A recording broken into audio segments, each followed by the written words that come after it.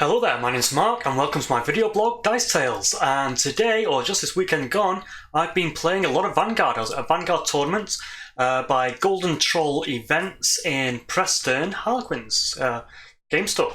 So there was meant to be 8 and I think it ended up with 6 players in the end. And yeah, I'm going to put through a hyperlapse in the background, shrink myself down and talk about the games as they went on. So it was a very evil tournament. There was actually only one good faction, maybe, if that's depending on your outlook, of course. So there was a Basileans turned up, 2 Abyssal armies, an Orc army, a Twilight Kin army, which are the evil elves. Evil elves, you know, opinion again. And the Night Stalkers, who knows what they're up to, what side they're on. I'm sure it say evil on the card. I don't know. But it was a 4-game event, 2 games at 150 points and 2 games at 200 points. The lists didn't need to merge into one another like they did at the last event, which I never did a video about actually. Did do one back in February, so this is my second event, but my recording went all wrong, a bit like this one actually.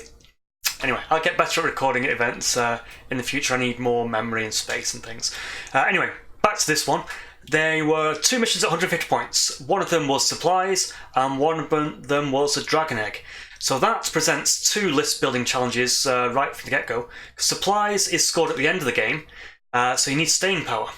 But dragon egg, that one's a very different matter. That one is, I guess you call it capture the flag. You've got to run up to the egg, or scout it out, grab it and hold it, and or take it back to your deployment zone. So you need speed as well, but now you've got your staying power from the first mission. Tough one to go for. I'm thinking cavalry is going to be good. We'll see how I go with that. The next 2 missions are Power Stones, a classic in Vanguard at the moment. That one's scored on a turn-by-turn basis, gives you a slight bonus to your power if you've got a wizard in the centre Power Stone. Fairly standard one. It splits out your forces 3 ways, so you have to look at that in your list building aspect as well. And the final one is Portal. I'm not so keen on Portal. It's like a rush and a melee fight in the middle, and then it gets a little bit lucky on high scoring points sometimes, and sometimes you get sucked off into the portal. Yeah, I probably need another video to talk about that. It was fun. Anyway, it's a fun game. It's a fun final one. You know, when your brain's a bit mashed from the event, the last one's just going to be a bit wacky because of that puzzle. So yeah, I mentioned like sort of needing speed and staying power. So what did I go for? Usually I play Abyssals. You've seen my battle reps in if you look back in my videos. I have been looking back at my videos actually. I was trying to find out if I was a winner or a loser on most of my games. I didn't quite get there. But I've got 11 games of Kill Team and about 9 games of Vanguard. So they're my 2 top games at the moment, and then a smattering of Star Wars and Gaslands and such. Back to today. Right, so what was I list building for? So the first one, I tried to get a Tormentor, because he has Inspiring, and he's the only Inspiring unit in the Abyssals. I was saying I normally play the Basileans. This time I've gone for a second faction. I've gone for the Abyssals, and they seem like a completely polar opposite of the Abyssals. Of the Basileans. They have got a lot of crushing strength, not a lot of inspiring, and not a lot of power per se. From the way that I was tackling the list building, anyway. So I went for a Tormentor, and he was meant to burn a mount. I made a mistake in my final list, and didn't have a mount on the first 150 points list, so that sort of stubbed me in a toe bit when I thought I'd be galloping off for that dragon egg. That never happened. So I had to rethink the dragon egg scenario. We'll get to that. But so my plan was having a Tormentor on a horse, but I was looking maybe taking a second mounted Tormentor or Harlequin Mask, and then ended up going with a Seductress, another command model. And she can sort of be a bit defensive. She minuses 1 from your enemy's attack dice in melee. So I thought if she was backing up the Tormentor as a duo, might be quite good, and she can also fly around into the flanks and get stabbing with a wicked dagger. That was a plan. And if there was bad terrain in a way, she could maybe rush off If someone was trying to escape around terrain, she could fly over it. That was my plan with Seductress. I didn't really notice she's quite a wrecking ball as well. I think she's got quite a lot of damage dice, 4 to 5. Possibly a little bit glass cannonish, as I say, and I want her to be around my Tormentor for the inspiring, so if she does go down, she gets a second reroll, rather than being taken out from the get-go. Because I had those 2 high-costed units, I literally had to fill the rest with a little bit of fluff. So 2 Flame Bearers, who are the basic Grunt casters, and I think I ended up with 3 Grunts, 1 with a spear, and 1 flame Bearer with a bow. I think it's about 9 to 10 units overall for a 150 point list, so not too bad. And in the supplies mission, I was planning on, because you don't want to score that at the end, I was planning on keeping them tightly grouped, do a really big sort of alpha strike. Oh, I had some imps in 150.1 as well. Never taken imps before. I think I used my Galloppox from Illusion Starstriders Rogue Trader box set, and it was very quickly painted. I just threw on a base coat, threw on some yellow contrast because I didn't have any red at the time, and then a little bit of a washes and things, so they're a bit disgusting to look at, but you know, it looks a little bit better than a grey army. That was my plan for the first 2 missions. My second 2 missions, Power Stones and Portal, I did put my Tormentor on a steed this time, the rare mount, to give him an extra hit point and an extra speed boost. I dropped the Seductress for a Despoiler, because I played 1 practice game and he was a good wrecking ball for me, and also really stuck it out as well, so he can be contesting and probably stick around a fair few turns. 2 Gargoyles with wicked daggers, so they can circle their prey, and one of them's going to get in the rear, and then they can do exploding 7s and 8s, so this game explodes on 8s. You can roll extra dice if you roll 8s. When you're in the rear with a wicked dagger, you explode on 7s and 8s, so that just seems like a great bonus to me. And I just love the idea of those wheeling flapping demons. I love that bit in the Van Helsing movie when the vampires attack the village right at the start. It's probably the best scene in the entire movie. And then hide in the well and burst out, and they're all getting flung and carried off by the vampires, drops and falling through houses. It was awesome, and I had that in mind whenever I play these flapping gargoyles. Okay, first mission, it was supplies, and I was versus some orcs. An orc warband, but none of them are mounted, so we don't have a mounted crusher. Because I think a mounted crusher gives you something like hitting on 2s and rerolling 1s, very similar to my list. Because it was the first game, I think I've got a lot of photos of it. Let's see. It was on a wasteland board with barbaric tents and warped trees and such. And I kept it very tight. I kept my guys generally going up the middle, and a few guys trying to peach off to the right to take out his furthest power stone, making sure he wasn't. I'll try and keep it off him. My idea was once I'd sort of consolidated that middle, whoever was surviving could flee off to the sides and maybe capture other more points at the final turn. It was all about timing, really. And it was a real wrecking ball in the middle. I keep saying wrecking ball today. I've got to change that. I've up my vocabulary. I've been reading the Warcry anthology. It's crazy. It's weird. It's messing with my head, man. It's all about pain and what these chaos cults are all about. It's very strange. We'll get to that in a Warcry video, I think. Anyway, this fight, it was my Abyssals fighting orcs in the centre. He brought a troll. Oh no, he brought a troll. And I was edging forward and trying to stay out of his charge range, and when someone moved forward, then we could charge forward as a group. I think I was very low on power at one turn, and ended up with my Seductress. This is where I learnt how powerful the Seductress was. She flew behind the troll and knocked it down, and then my grunts moved in and were brutally trying to stab it and knock it to the floor and take it out. We did take it out on one turn, which was very lucky. His orcs were a little bit scattered at the beginning, and they didn't gain anything from their inspiring. It's hard to tell who are warriors and grunts with orcs, because they all have 2 wounds. But I know originally his leader was off to the right. when his leader did join the battle in the middle, my guys were wounded, and that leader started just chopping through my guys like chaff. The game really took a swing, but it was nearing the final points.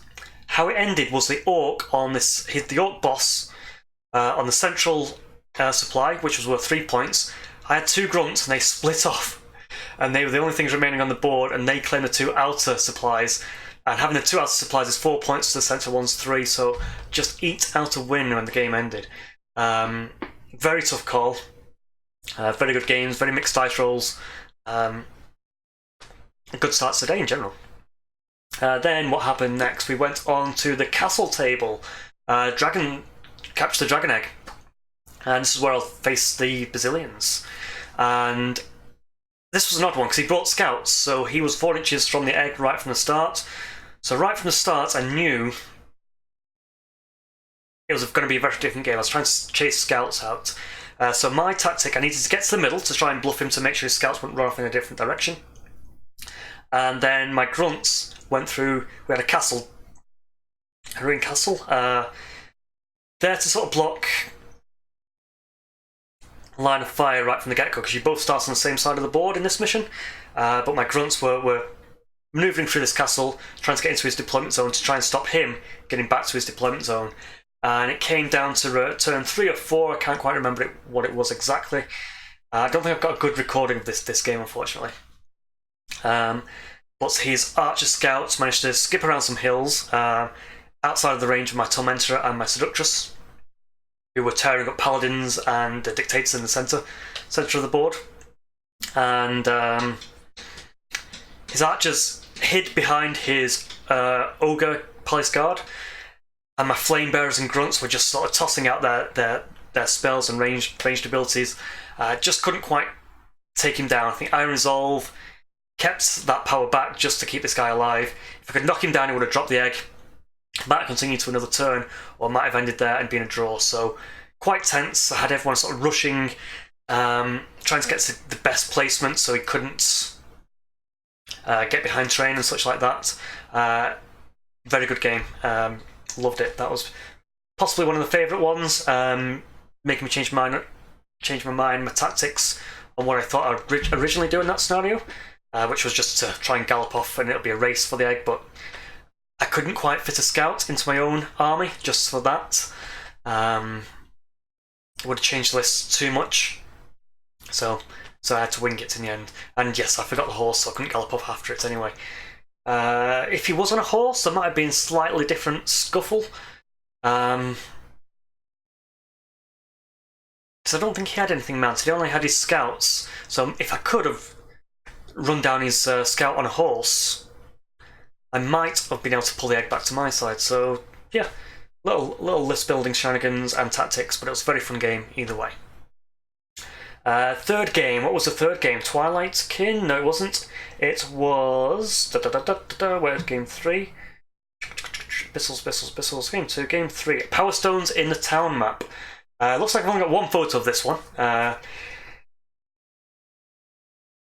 Oh gosh, yes, this was a tense one as well. Again, another... really enjoyed every game this weekend. So Power Stones... 3 layouts, a layout very similar to supplies. However, you're scoring every turn, so you need to split up your force. So this time I swapped out the imps and the seductress for a despoiler and more grunts. And the rare mounts for my tormentor. So my tormentor needs to stick around and maybe try and get between 2 power stones so he can spread out its inspiring, so that my despoiler won't go down without a fight. And gargoyles are my new addition. As I mentioned, I love the wheelie dealy flying and stabbing in the back of the gargoyles. They can outflank your enemy quite well. So pretty much standard. A lot of the fight went on in the middle. My despoiler and my tormentor went in for the middle, and we were taking out his ranged his reapers. Gosh, these reapers hit hard. Managed to just stay in the game. My gargoyles came in and flew in and saved me from those reapers getting up and having a second attack, basically. And then I basically held the middle ground. My gargoyles had to flew off to contest the Power Stone on his side, and he had a Shade come and attack on my grunts, and it stuck it out to the final turn. We were hitting it with spears, hitting it with group attacks. It was going down, standing back up. I was making saves on my grunts. It was an epic battle. It ended up with just my Despoiler and his, what do you call it? It's not a Mind Flayer. I got stranger things in my head. The Floating Eyeball Spellcaster. Him and my Despoiler were duking it out. He was throwing lightning bolts at me, and I was sort of trying to battle off his grunts from the central Power Stone. He ended up breaking a turn before me, and the Floating Mind Flayer started fleeing off the battlefield. When I thought I had it secured on the central battlefield, my Despoiler also broke and fled from the central Power Stone. Luckily, the turn before, I just eked out those 3 points, so I was 3 points ahead. My opponent won the Battle of the Reapers and the Gargoyles, and I managed to hold on my closest Power Stone. So it came down to about 6-5. So again, very close game. Hard to choose between that game and the Basilian game, which one was my favourite. I won this one.